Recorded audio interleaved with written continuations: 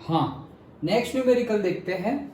क्या बोल रहे हैं? अ चार्ज्ड मेटालिक स्फीयर ए है मेरा, एक स्फीयर है, चार्ज्ड है, मतलब उसके ऊपर चार्ज है। Okay, is suspended bye a nylon thread. उसको सस्पेंडेड मतलब लटकाया गया है नायलॉन थ्रेड से बांध कर, ठीक है।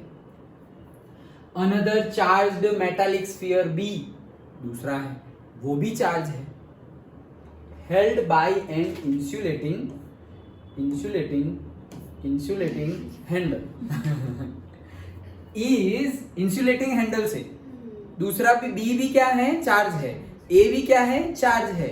ए को लटकाया हुआ है, बी को इंसुलेटिंग हैंडल से पकड़ा हुआ है। क्यों? क्योंकि अगर इंसुलेटिंग नहीं होता, कंडक्टर जैसा मटेरियल होता तो चार्ज हो जाता, ट्रांसफर हो जाता। हमने ऐसे हाथ से पकड़ा हुआ है तो ट्रांसफर होके अर्थिंग हो जाता। डन। इसलिए इंसुलेटिंग मटेरियल से पकड़ा हुआ है। Is brought close to A such that the distance between their centre is 10 centimetre. मतलब उनको ऐसे नजदीक लाया जाता है कि उनके सेंटर्स के बीच का डिस्टेंस कितना हो जाए? 10 सेंटीमीटर। डन। फिगर बताई गई है, ये रही हमारी फिगर कि भाई ये चार्ज है, ये चार्ज है, अब ये दूर था तो इसको ऐसे ऐसे ऐसे ऐसे ऐसे ऐसे करके ये 10 सेंटीमीटर हो गया, बस इतना अभी रखा हुआ है। डन। जैसे जैसे पढ़ रहे हैं वैसे वैसे समझो। अच्छा, आगे पढ़ते हैं।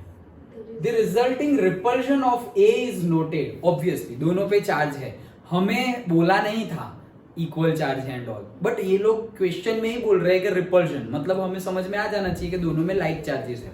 Okay, so the resulting repulsion of A is noted for example by shining a beam of light and measuring the deflection of it shadow on a screen.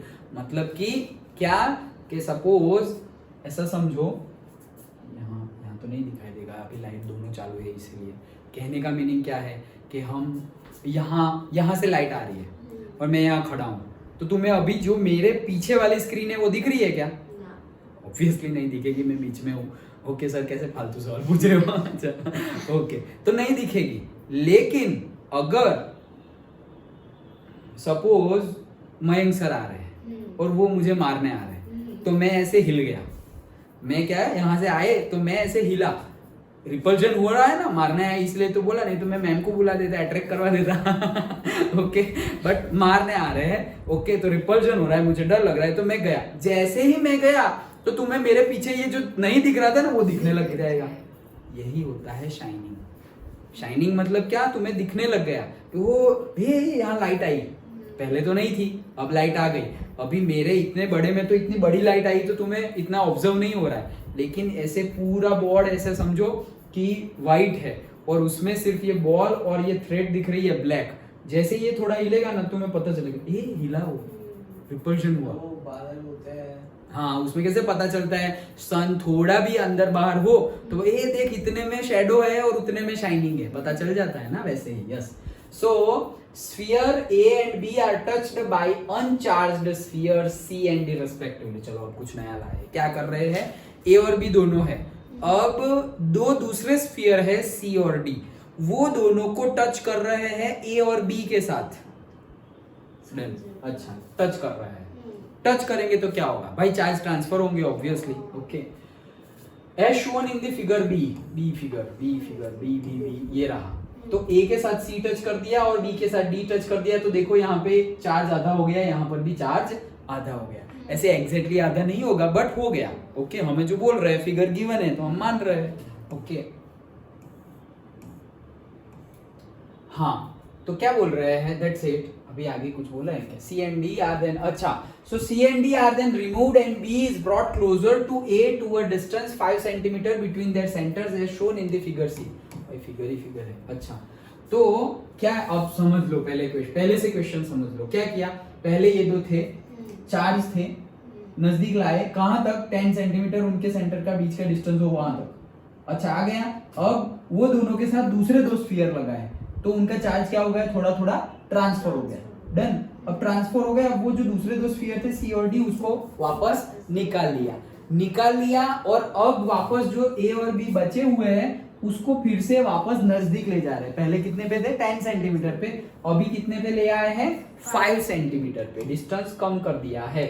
अच्छा ठीक है, what is expected repulsion of A on the basis of Coulomb's law?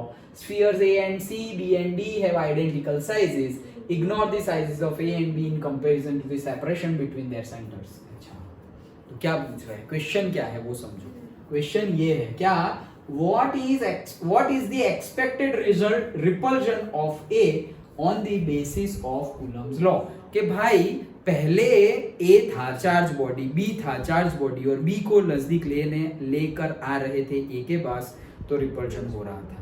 ठीक है, फिर उनको uncharged body से contact करवाया और फिर उनका चार्ज थोड़ा ट्रांसफर हो गया, और फिर से अब B को A के पास ले जा रहे हैं, तो फिर से रिपल्शन हो रहा है। तो चार्ज कम हो गया ना, पहले चार्ज ज्यादा था, पहले चार्ज ज्यादा था ना दोनों पे, A और B पे चार्ज ज्यादा था, और अब जा रहे हैं तो रिपल्शन हो रहा था। और कहां तक गए थे 10 सेंटीमीटर पे हमने रिपल्शन फाइंड किया। अब उनका चार्ज थोड़ा कम हो गया है क्योंकि सी और डी से कांटेक्ट करवाया था, अब कम हो गया है, और अब हमारा डिस्टेंस कितना है 5 सेंटीमीटर। तो अब ये दोनों केस में रिपल्शन पे क्या इफेक्ट होगा, ज्यादा रिपल्शन होगा, कम रिपल्शन होगा, या नहीं बोल सकते, या सेम रिपल्शन, कोई फर्क ही नहीं पड़ेगा, भले ही चार्ज कम हो गया, भले ही डिस्टेंस कम हो गया, कोई फर्क नहीं पड़ेगा, क्या होगा वो हमें बताना है। क्वेश्चन समझ में आ गया? अच्छा, तो सबसे पहले हम तो जो पता है वही करेंगे, F is equals to K Q1 क्या हुआ, सेम रिपल्शन होगा ना, कैसे? चार्जेस कम हुए तो दोनों बॉडी के चार्जेस कम होंगे ना, इक्वल चार्जेस हुए ना दोनों के इक्वल हुए, वैसे कैसे बोलते हैं? जैसे कि पहले दोनों के इक्वल चार्जेस थे, मान लो Q और Q, फिर कम हो कोई बॉडी आई और उनसे उन्होंने हाफ ऑफ चार्जेस मान ले लिए, करेक्ट, तो इधर हो गया Q/2 और Q/2, और फिर भी रिपेल कर रहा है, तो मतलब डिस्टेंस भी चेंज करना है। फिर आंसर तो तुम बोल रहे हो वैसा ही आएगा। ओके, बात सही है, तुमने जो लॉजिकली थिंकिंग आगे बढ़ रहे हो वो सही है। तो देखो आंसर कैसे वो आएगा, जैसे कि सबसे पहली बात करते हैं पहले केस में। ओके, तो पहले केस में ये क्या है, K को K रखो, ज्यादा कुछ गड़बड़ी नहीं करनी है, K को K रखते हैं। ओके, पहला केस। हाँ सर, समझ गया।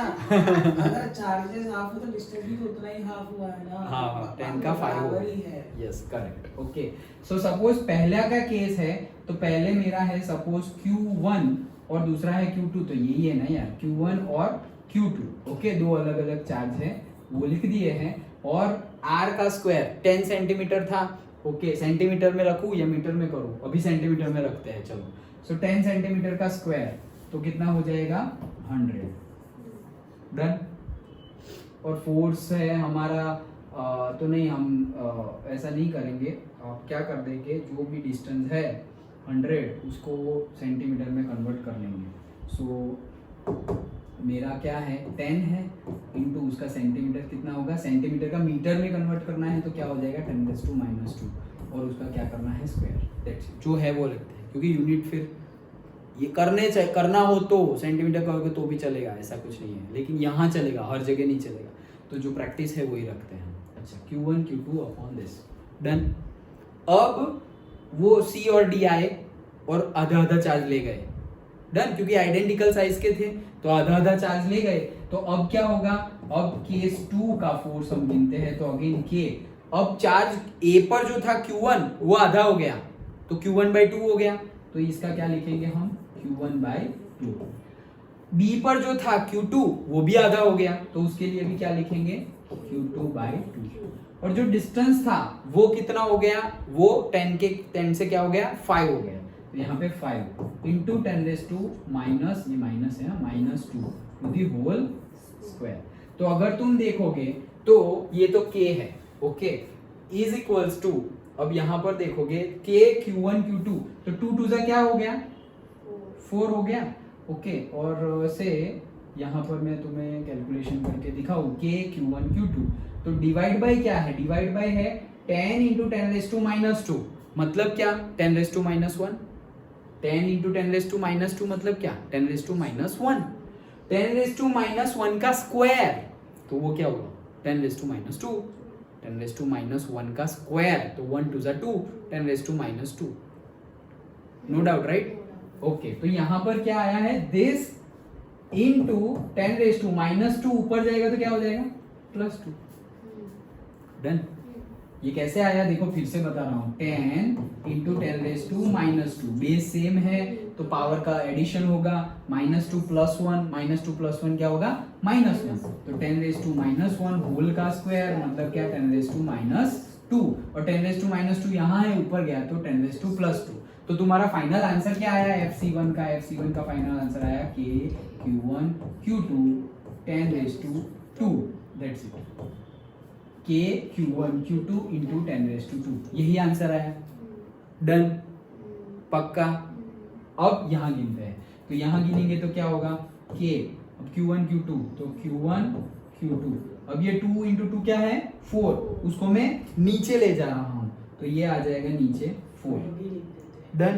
ओके, अब ये क्या है 5 का स्क्वायर, अंदर 5 का स्क्वायर 25, 10⁻² का स्क्वायर 10⁻⁻4। डन। ओके, अब K Q1 Q2 25 4 जा 100, तो K Q1 Q2 divide by 100 into 10⁻⁻4, तो 100 इंटू 10⁻⁻4 10⁻², ये 10⁻² है, ये 10⁻⁻4 है, तो आंसर क्या है 10⁻²। वो -2 ऊपर जाएगा तो यहाँ भी क्या आ गया 10⁻², सेम। तो FC1 is equals to FC2। Done. मतलब कि जो फोर्स है, फोर्स ऑफ रिपल्जन, उसमें कोई भी चेंज होगा नहीं इन दिस केस। डन। जो पूछा था यही, सिंपल। अंडरस्टूड। ओके, तो वही चीज है, अभी वो जो पूरा लिटरेचर टाइप लिखा हुआ है वो यही चीज है। देखो 1/4π मतलब K की वैल्यू है Q/2 Q'/2 R/2 का स्क्वायर R², कट करोगे तो वापस वही आएगा। अंडरस्टूड। ये तो हमने किया, जैसे मैंने बोला ना कि नहीं करोगे तो भी R लिया है और फिर R/2 लिया है, 10 और 10/2 5। डन।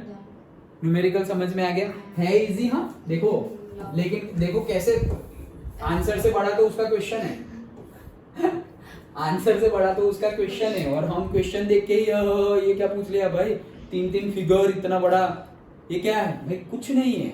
अच्छे से समझो, कुछ नहीं है। 2 चार्ज बॉडीज हैं, उनके बीच में रिपल्जन है, डिस्टेंस गिवन है। अब वो 2 चार्ज बॉडी को 2 अनचार्ज बॉडी से कांटेक्ट करवाया तो चार्ज आधा हो गया।